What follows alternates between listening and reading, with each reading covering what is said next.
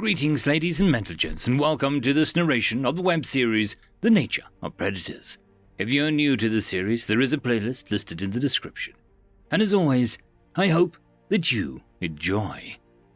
Chapter 9. Memory Transcription. Subject, Captain Sovlin, Federation Fleet Command. Data, Standardized Human Time, August 21st, 2136. A contingent of Federation soldiers blasted into a patrol ship, keen to unravel its secrets. I was relieved that the Vendel opted to not barricade the main hatch. With the recent abstinence, I figured they'd make our entry a drawn-out process. There were 5 others besides myself, a crowd for the tiny ship. It took a few moments for my eyes to adjust to the dim lighting. There didn't appear to be a substantial damage to the ship's interior, but I didn't hear any vocalizations from the occupants. It became a priority to locate the passengers and determine if they needed medical attention. I spotted a Venlo slumped in their rear seat, with blood dripping down his forehead. Judging by the wound's location, his head was tossed to the ship's frame during one of the Oxal strikes. It was possible he had been knocked down prior from fear or shock. Those injuries required extensive treatment, if it was severe enough for him to remain unconscious. The sound of heavy breathing drew my attention, and my eyes darted towards the pilot chair. The creature's form was mostly void of fur. It was bits of pinkish skin that peeked through her garments were an indicator. The sole hair clump was a mop of red fuzz on its head, which cut off near its neckline. With its back to us, I couldn't make out any more about its features. Was this the species that docked with the station earlier? It hadn't looked like any life form I'd stumbled across in my travels, so that ruled out it being from the Federation member. Something about it made my skin crawl. Maybe it was just lack of hair that made it look freakish. The skin looked soft, lacking any sort of natural armor or defense. Its stature wasn't impressive either, only a touch taller than myself. "What are you?" I growled. I'm Marcel, just a guy. Nice to meet you," he offered. "Please, help Selnick. He's injured." I sighed in irritation. "Fine. But why the feck weren't you answering our hails? We almost blasted you out of the skies." "I didn't know how to use the comm system. My buddy was unconscious, in shock, I think." Marcel's voice was low and breathy. He seemed to be hyperventilating. "This is my first time flying one of these." "You've never flown one of these ships before, and you fly like that." "Like what?" "Never mind. Turn around and come with us." "I can't do that." How dense could a person be? This was not a negotiation. These two were in no position to argue with us. My boarding notification was explicit enough in stating that they were our prisoners, not our guests. My attempts to be sensitive and not wave guns around the second we stepped in clearly hadn't paid dividends. "Marcel, I wasn't asking," I hissed. "If you expect us to help your friend, you better comply." "Let's just talk for a moment, okay?" The peculiar pilot raised his hands over his head slowly, but kept his head pointed towards the viewport. "Listen, I'm not your enemy. I don't want you to shoot me.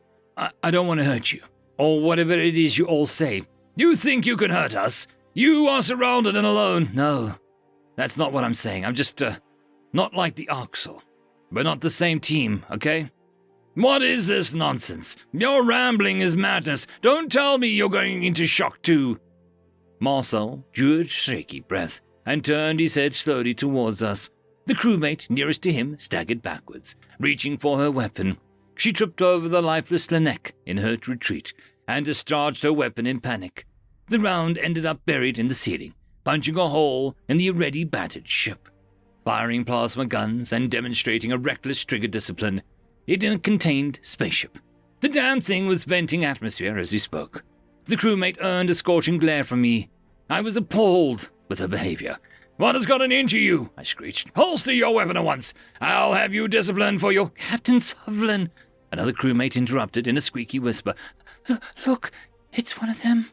My gaze flitted back over to Marcel. Shock stabbed at my heart. My insides twisted into knots. The pilot sported a binocular vision, just like the Oxal. A cruel intelligence glistened through his beady eyes, even as he tried to avert them. Every time he directed his gaze at someone, it felt as if they were being tracked. His inky pupils were no more dilated pools of hunger. The pieces fell together as I gaped at Marcel dumbfounded. A carnal hunter on a Republic ship could only mean one thing. The Venlil homeworld was occupied by an army of predators, and in all likelihood their species was enslaved. These beasts must have been the reason for the distress signal a few weeks ago. Perhaps I owed the Venlil an apology, since I had misjudged them so terribly. The tragedy they endured was unspeakable. The monsters probably threatened to kill their entire populace if they tried anything, which was why the harbor betrayed us. Her decision-making was still terrible, but something I could forgive. Chasing the Federation Armada off under duress was indifferent to abandoning her friends. The resentment festering inside of me dissipated in an instant, replaced by burning hatred. We had never gotten our paws on one of these reptiles, so we'd have to settle with the next best thing. I would not let Marcel's species follow the Arxal's footsteps. I would make them pay for everything that they had done tenfold. Marcel's hands trembled, and he closed his eyes. Guys, I'm just here to fight the Arxal. What they've done is despicable. And, we would never— Quiet! Get on the ground! My voice was cold and assertive as I raised my sidearm at him. Don't shoot him, unless he pushes us. I want him alive. The predator obeyed, sprawled out prone on the floor. He was lying flat on his stomach, so his eyes were facing the ground. He linked his dexterous fingers behind his head, as though to prove he wouldn't take a swipe at us. My soldiers gave me an expectant look, waiting for orders. Did they presume I had the answer to everything? There was nothing in the book about predators hiding in plain sight. But if I didn't take command, there was going to be a total collapse of control. The last thing I wanted was my unit fleeing and leaving this creature on the loose in our territory. Protect Slenek until medical assistance arrives, I said, gesturing towards the unconscious Venlil. Get him out of here, and somewhere safe. Be gentle with him when he wakes. Make sure he knows he's free, and that he never has to see this monster again. Marcel stiffened. Free? Slenek is— Another word, and I will kill you. Don't tempt me, freak! Summoning my innermost courage, I approached the predator with a pair of restraints. There was no other person I trusted not to freak out, if he twitched or spoke. The creature didn't move, only sucking in erratic breaths. His submissive behavior was odd, but he could be baiting me with proximity. I needed to keep my wits about me and stay prepared for a surprise attack. I knelt down over Marcel's back, pinning him to the ground with my hind legs. One paw held the barrel of the pistol against his neck, while the other paw reached for his hands. The sensation of my fur bristling on his skin made me flinch. I couldn't snap the manacles around his wrists fast enough. Behind us, two crewmates crouched by Slenek, shooting glances towards the predator as they did. It was apparent they wanted to get as far away from him as possible. We had to wait for the ship medic to arrive with a stretcher and drugs, though. If the Venlil had spinal damage, it was too risky to transport him without professional supervision. That said, the damned doctor was taking his sweet time. I was the one stuck guarding the novel predator, absorbing the full brunt of the terror. The minutes standing by Marcel seemed to drag. It was agony, even as he remained compliant and silent. Part of me wanted to put a bullet in his brain and be done with it. You're pressing too hard on the prisoner's abdomen. A disapproving voice drifted from the ship's entrance, earning a relieved sigh from me. Dr. Zahn strode in, scanning the scene. What is going on here, Captain? Don't ask. I need a sedative now, I replied. For a new species, we have no idea which drugs are safe or how they will interact with its nervous system. I can't sign on to this.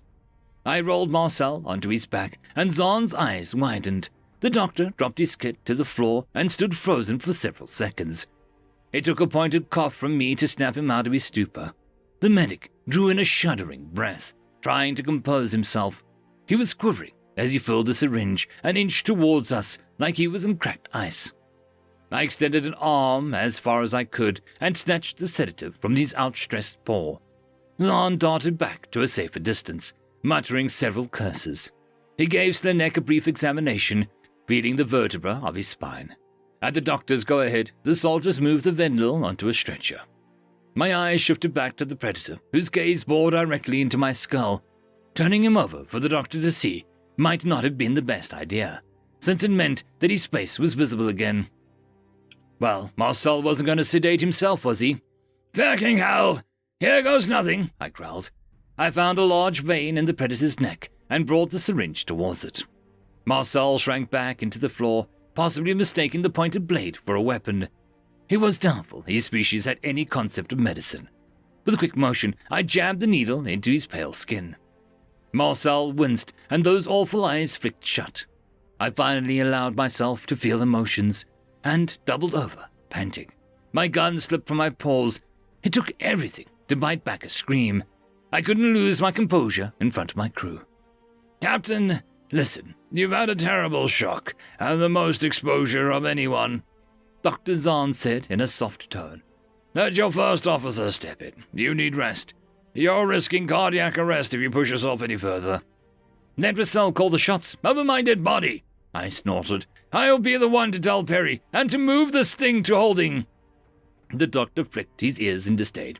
Yes, it is a terrible creature. I didn't think any humans were still alive. Any what? Humans!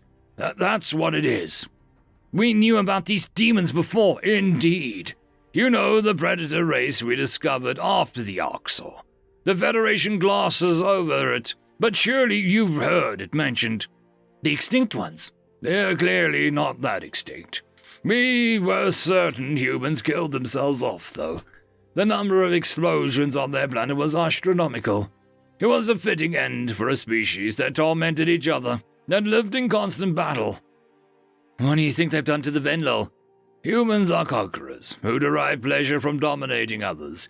That is what their explorers have always done on their homeworld. They are aggressive, brutal, and territorial. Every bit as savage as the Greys. You can fill in the blanks, Captain. Dear stars! I should wonder how you know such detail, Doctor. Enough to recognize one. I researched humans for my bioethics thesis. Oh, of course you did, I said in a derisive tone. I bet you argued it was worth saving them, because the Doctor's oath is saving all lives.